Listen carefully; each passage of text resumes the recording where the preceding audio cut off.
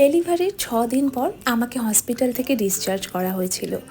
বাড়ি ফেরার আনন্দ তো ছিলই, সাথে পুচকুটাকে নিয়ে প্রথমবার বাড়ি যাচ্ছি, সেটার জন্য আনন্দ 4 গুণ ছিল। আমাদের কোয়ার্টারে আমরা থাকি একদম টপ ফ্লোরে। থার্ড ফ্লোরে ওঠার জন্য কষ্ট একটু হয়েছিল ঠিকই, তবে বাড়ি ফেরার আনন্দে সব কিছু কোথাও যেন ভুলেই গিয়েছিলাম। সবাই মিলে সুন্দর একটা ডেকোরেশন করেছিল বেবির ওয়েলকামের জন্য। প্রথমেই ওকে বাড়িতে ঢোকার আগে সবাই মিলে আশীর্বাদ করে বরণ সেরে নিয়েছে। এরপর ওর দাদাই আর দিদুন মানে আমার বাবা মা ওর মুখ দেখাতে ওকে সোনার বালা দিয়ে আশীর্বাদ করলো। ফাইনালি গৃহপ্রবেশের পালা। বাড়িতে ঢোকার মুখেই চালের ঘর ঠেলে এই প্রথমবারের জন্য ও মাটিতে পা রাখলো। আজকের দিনটা খুশিতে এতটাই ভরে উঠেছিল যে এই ঘরটা আমার কাছে স্বর্গের মতো লাগছিল।